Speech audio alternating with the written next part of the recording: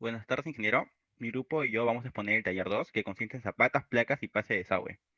Mi grupo está conformado por Aviedo Flores Hugo, Chumbes Caja Herbert, Parra Frías Nayeli, Reyes Jiménez Juan y Espinosa Ochoa Calet.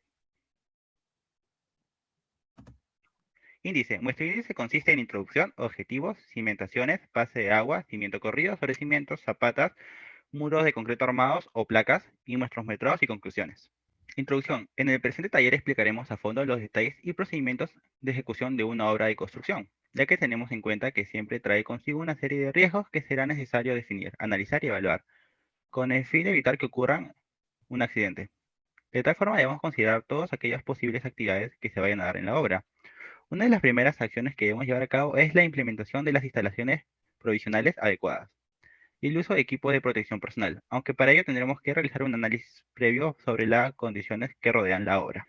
Objetivos: examinar y hacer el análisis de los procesos constructivos de cimentaciones, columnas, placas y pase de desagüe. Segundo, hacer una adecuada lectura de planos para lo pedido en este respectivo proyecto. Tener cautela y exactitud al instante de hacer los metrados. Comprender el valor de los procesos constructivos y teóricos en una creación. Desarrollar los conocimientos teóricos explicados en clase en una obra de creación. Ahora les paso con mi compañero Herbert Chumbes. Yo les hablaré sobre las cimentaciones. La cimentación es la parte de una estructura que se encarga de conectar y transmitir la carga desde la estructura hasta el suelo. El suelo sólido en el que descansa una cimentación se denomina como lecho de la cimentación.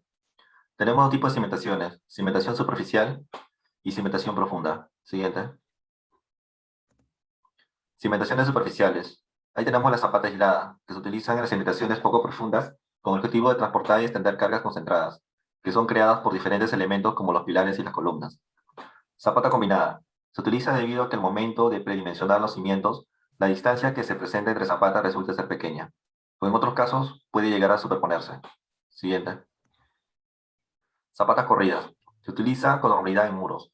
Esta posiblemente cuenta con una sección rectangular, estrecha, cónicamente o escalonada. Losa de cimentación. Es una cimentación superficial que se dispone en plataforma.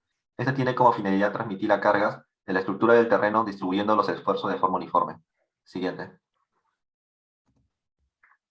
Cimentaciones profundas. Ahí tenemos el muro de pantalla. Es el tipo de cimentación profunda más utilizada en edificios de gran altura. Por este motivo está muy presente en grandes núcleos urbanos, en edificios con sótanos, aparcamientos, en túneles, carreteras o como medio de contención de aguas. Sustitución. Esta cimentación se realiza mediante la excavación del terreno, donde el peso del material excavado y extraído será igual o proporcional al peso de la construcción al realizar, y según de las características de la estructura que sustentará y las cargas que actúen sobre la misma. Flotación. Se trata de una clase de cimentaciones profundas que se utilizan al principio de Arquímedes. Para su planificación es necesario que la construcción sea totalmente impermeable y requiera un cálculo previo de las reacciones de empuje antecedente. Y por último tenemos los pilotes. Este tipo de cimentación se emplea ante determinadas necesidades técnicas, cuando el terreno es de baja calidad o está expuesto a variaciones como hinchamientos o retracciones. Siguiente. Ahora le daré el pase a mi compañera Nayeli Parra. Gracias. Pase de agua.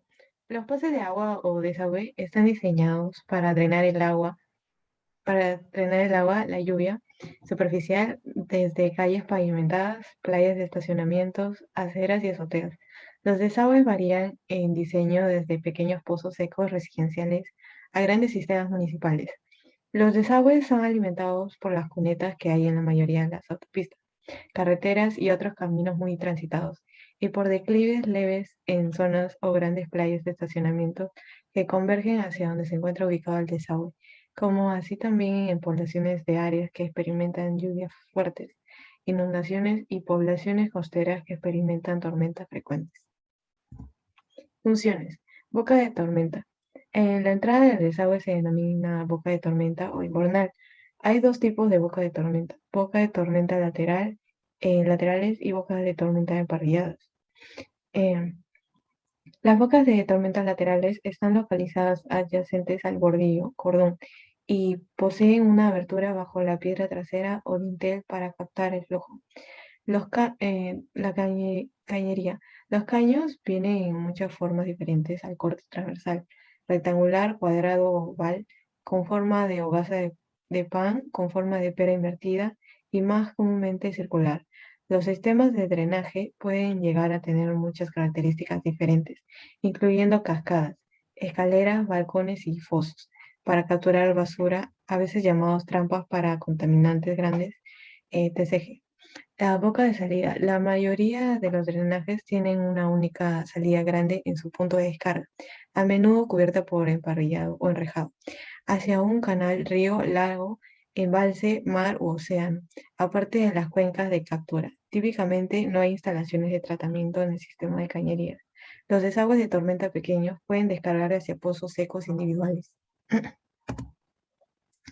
La red de recolección de desagüe. Los colectores se colocarán en tramos rectos. Los empalmes entre colectores y los ramales de desagüe se harán a un ángulo no mayor de 45 grados, salvo que se haga en un buzón o caja de registro.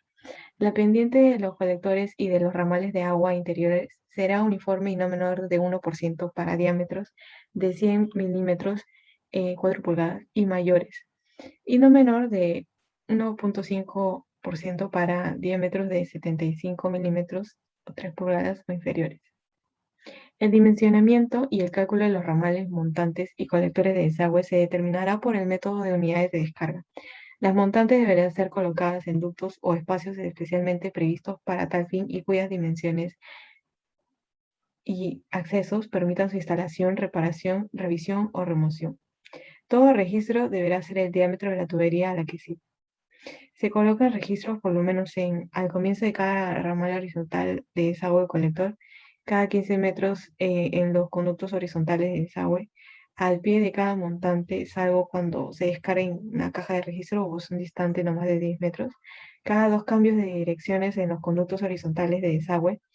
Las dimensiones de las cajas se determinarán de acuerdo a los diámetros de las tuberías y a su profundidad según la siguiente tabla, en donde tenemos las dimensiones interiores en metros, eh, el diámetro máximo en milímetros, la profundidad máxima en metros. Ahora le doy el pase a mi compañero Caleb Espinosa. Cimiento corrido. Los cimientos corridos se emplean en muros sobre el suelo. Consiste en una excavación en el suelo de 0,50 metros de profundidad por la longitud del muro. Se emplea hormigón ciclópeo, que es hormigón con piedras grandes. Sobre el cimiento se hace el sobrecimiento, que es hormigón puro. Se debe cuidar la porosidad de este, pues depende la impermeabilización del muro. Profundidad. Tienes que excavar para cada cimiento, sin embargo, la profundidad necesaria varía entre 15 a 80 centímetros. Y la circunferencia según el tipo de superestructura. Si los cimientos se colocan sobre pilares, deben anclarse lo suficiente en el suelo, evitando que se vuelquen en el suelo. Ahora pasamos a los metrados. Para estos metrados nos vamos al plano de estructuras y a la zona de cimientos y con los cortes de cimentaciones. Para el primer ejemplo que tenemos, usamos el eje horizontal, que en este caso es el 1,1, y nos guiamos el corte para hallar el ancho y la altura. O también nos podemos guiar el ancho midiendo en el mismo plano. Y medimos el largo y hacemos una multiplicación de 3 para hallar el volumen en metros cúbicos. Siguiente, por favor. Para el vertical también hacemos el mismo procedimiento, pero esta vez nos vamos al eje AA y hacemos lo mismo midiendo los tramos adecuados. Y en total nos tendría que dar un valor de 46,67, sumando todos los resultados parciales. Ahora les paso con mi compañero Juan Reyes. Bueno, continuando con el sobrecimiento. El sobrecimiento es una viga o cadena de hormigón armado más una estructura interior de acero que descansa total o parcialmente sobre los cimientos. La función principal de los sobrecimientos es servir de barrera para que la humedad del suelo no afecte al resto de la edificación. También la altura de los sobrecimientos varía de acuerdo a las características del terreno. Siguiente, por favor. Continuando con el procedimiento, como primer punto tenemos el replanteo de la armadura. Esta tiene que quedar en el eje del cimiento para que su interacción con los pilares que vienen de la fundación sea aplomada y los moldajes se instalen sin problema. Continuando con el punto 2, amarrar armaduras a pilares. La intersección de las cadenas y los pilares tendrán que ser fijados con alambre recocido número 18. Una vez fijada la cadena, se revisan los niveles de la estructura para posterior instalación de los moldajes. Las caras de los moldajes deben ser lisas y sin relieve. Ya instalados los moldajes, se revisa que todos estén en línea. Continúa con el punto 6, distanciar la armadura del moldaje. Para esto se instalan separadores, lo que permite mantener la enferradura al centro de los moldajes, asegurando un llenado de hormigón homogéneo, además de proteger la enferradura de la corrosión. Pasando al punto 7, verter la mezcla en el moldaje. Al vaciar el hormigón se debe golpear con un combo suave y continuamente los moldajes para eliminar las bolsas de aire de la mezcla. Pasando al punto 8, nivelar la mezcla. Esto se realiza para eliminar el hormigón sobrante y que quede un sobrecimiento parejo en su cara superior. Y por último, pasado el tiempo del curado del hormigón, se retiran los moldajes, dejando al descubierto la base de los muros. Bueno, ahora le doy paso a mi compañero Herbert. Zapatas. Las zapatas son cimentaciones superficiales utilizadas para la cimentación de elementos aislados de una estructura, tales como pilares o muros. Las zapatas se clasifican dependiendo de la forma en que van a trabajar. En la cimentación por zapatas, las cargas pueden consistir en una combinación de cargas verticales y horizontales, o estas cargas en combinación con momento de vuelco. Siguiente. Proceso constructivo. Primero, trazo y excavación de la zapata. Luego tenemos la colocación del hormigón de limpieza. En tercer paso tenemos la colocación del acero de la zapata. Cuarto paso, la colocación del acero vertical del pilar. En el quinto paso, tras el armado, se procederá al hormigado y vibrado del hormigón con el objetivo de que sea homogéneo. Y por último tenemos el curado de hormigón, donde en los 7 días posteriores al hormigoneo no deberá suministrar agua a la cimentación con el fin de evitar fisuras. Siguiente. Y en el metrado de zapatas, para el metrado de concreto, primero tenemos que obtener los datos en el plano de cimentación. También, como podemos ver en la imagen, el detalle típico de la zapata nos da el dato de 0.10 de la solera y de 60 centímetros de alto. Además, en la zapata 1, como ejemplo, nos da un largo de 1,20 m y un ancho de 1,50 m, en lo cual lo metramos y tenemos 9.72 metros. Hacemos lo mismo con el zapata 1, 2, 3, así sucesivamente, hasta obtener 72.77 metros cúbicos. Para el encofrado y desencofrado de zapatas, utilizamos los mismos datos, pero esta vez ya no usamos el ancho, ¿no? Obteniendo así 163.92 metros cuadrados. Siguiente. Para el metrado de acero para zapatas, tenemos el acero de 5 octavos de pulgada, además que el acero de refuerzo de F sub y es igual a 4.200 kilogramos sobre centímetro cuadrado y el revestimiento de 7 centímetros. Y así metramos la zapata 1, zapata 2, zapata 3, sucesivamente hasta obtener 1.729.24 kilogramos. De la misma manera, para hallar el concreto para solado, usamos los datos del concreto para zapata, pero solamente variamos el alto, que sería de 0.10 metros, obteniendo así 12.11 metros cúbicos. Siguiente. Ahora le doy paso a mi compañero Hugo Aguedo. Gracias, compañero. Placas. El denominado muro de concreto armado, más conocido como placa, es otro tipo de muro que contribuye notablemente a darle fortaleza a la estructura de una edificación. Al igual que los muros portantes de ingeniería, las placas soportan las cargas sísmicas. Sin embargo, a diferencia de otros muros estructurales, son más resistentes y más durables en el tiempo, si están bien diseñadas y bien construidas. Las placas de concreto armado son consideradas como elementos estructurales bidimensionales, es decir, su espesor es pequeño en comparación a sus otras dos dimensiones. Es recomendable usar estas placas en los casos de viviendas, ya que tienen deficiencias de densidad de muros portantes en ingeniería, en cualquiera de sus direcciones principales. También las placas se pueden usar en los casos de reparación de viviendas que han sido diseñadas o dañadas por un sismo. Los materiales a utilizarse en la construcción de estos muros son los siguientes. Concreto más fierro es igual a concreto armado. Siguiente, por favor. Recomendaciones. Algunas recomendaciones a tener en cuenta al momento de construir una placa. De las generales, las placas deben construirse estrictamente de acuerdo a lo especificado en los planos estructurales. Si la edificación es de 2 pisos o más, las placas deben ser coincidentes en todos los niveles. Cuando se construyan placas de concreto armado que sean colindantes a predios con muros de ladrillo o adobe, estos muros de vecino no deberán ser utilizados como encofrados para el vaciado de la placa. No se deben colocar ninguna clase de tubería ni accesorios dentro de la placa, porque la debilita. Para el refuerzo, las especificaciones del refuerzo a colocarse, tanto vertical como horizontalmente, deben estar claramente indicadas en los planos. El refuerzo vertical debe ingresar totalmente en la cimentación, respetándose un recubrimiento de 7,5 centímetros. Si la placa continúa en los niveles superiores, se debe no olvidar dejar las mechas con la longitud de empalme apropiado. Antes de vaciar el concreto, debemos asegurarnos de que los dados estén bien colocados, para darle importante y necesario recubrimiento al refuerzo de la placa. Para el concreto, en la preparación del concreto se debe tener un cuidado con el tamaño de piedra chancada que se va a utilizar. De preferencia, se debe usar solo media pulgada, en especial cuando se trate de placas delgadas.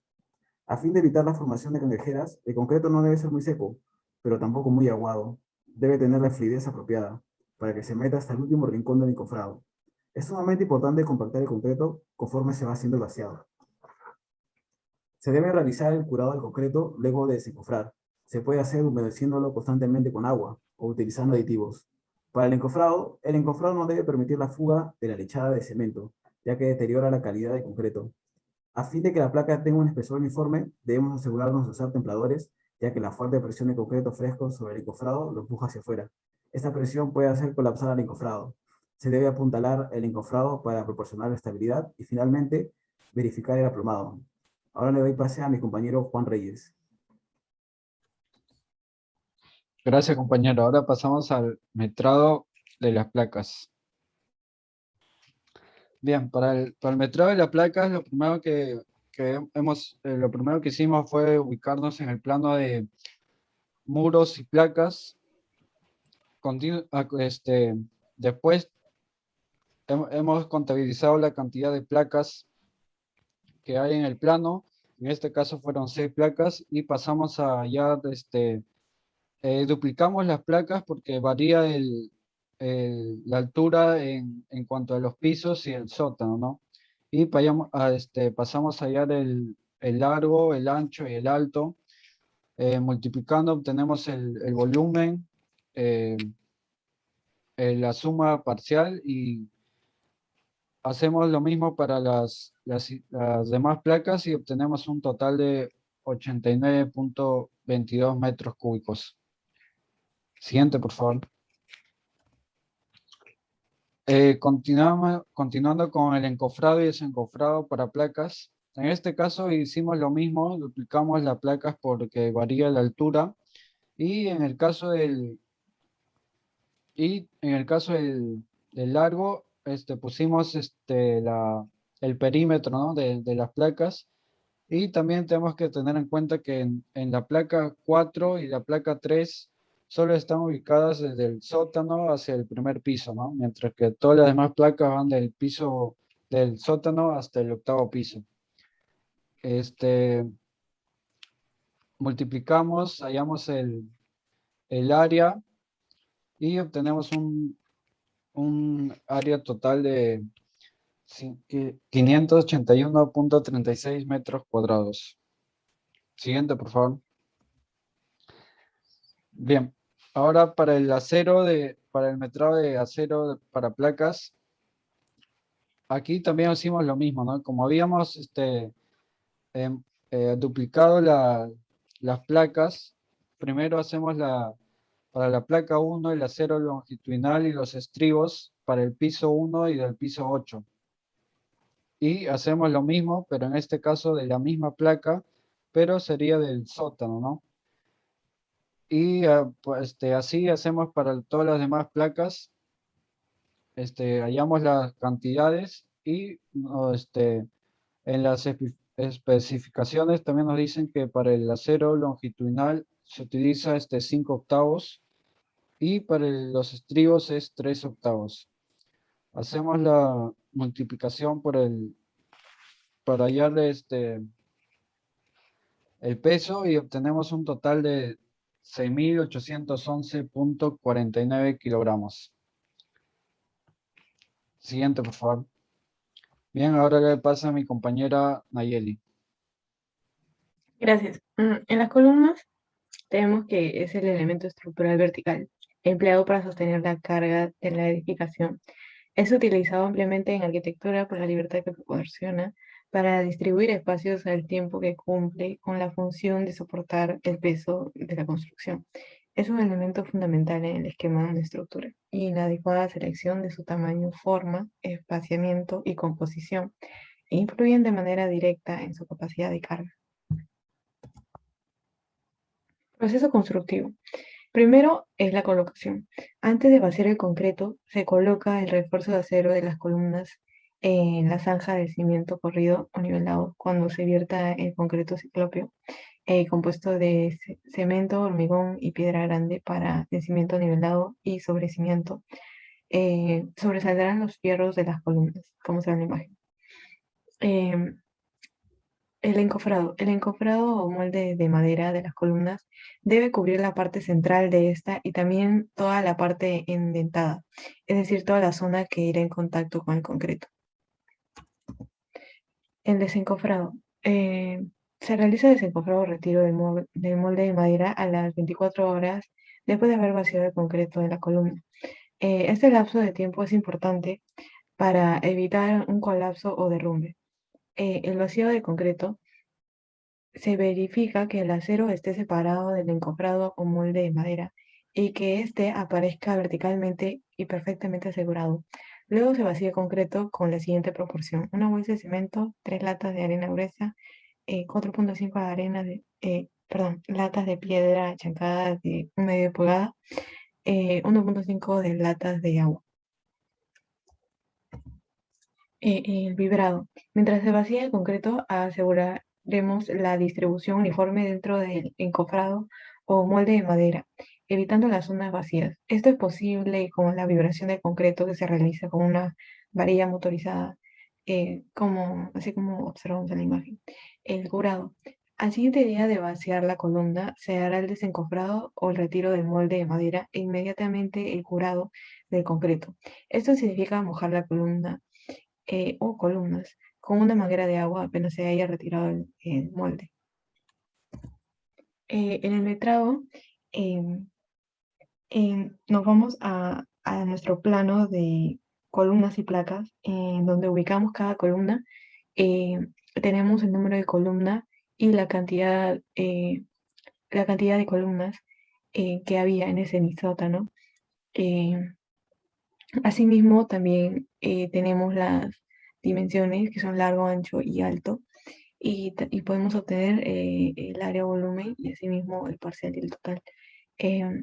También para las columnas según el piso, para cada columna, 8 veces por el número de pisos, la cantidad de columnas de acuerdo al piso, el largo y el ancho y el alto, que lo obtenemos del plano, y se puede así encontrar el área o volumen parcial y el total, que en este caso sería 16.59 y 99.53. Por último, las conclusiones y recomendaciones. Para lograr examinar y hacer el análisis de los procesos constructivos de cimentaciones, columnas, placas y pases de agua, se necesita continuar una sucesión lógica apegada a las partidas especificadas en el proyecto de construcción. Considerar que de una correcta lectura de planos se debería tener entendimiento de los procesos constructivos para hacer un óptimo metrado. Los metrados se realizarán según las especificaciones que se poseen en la norma técnica, metrados para obras de construcción y habilitaciones urbanas. Una vez hallados los metrados, vamos a poder tener una cifra que, si bien es cierto, no siempre es la más acertada, pero sí es la que nos puede ofrecer un costo referencial de la que mucho nos saldría el precio y la cantidad. Muchas gracias.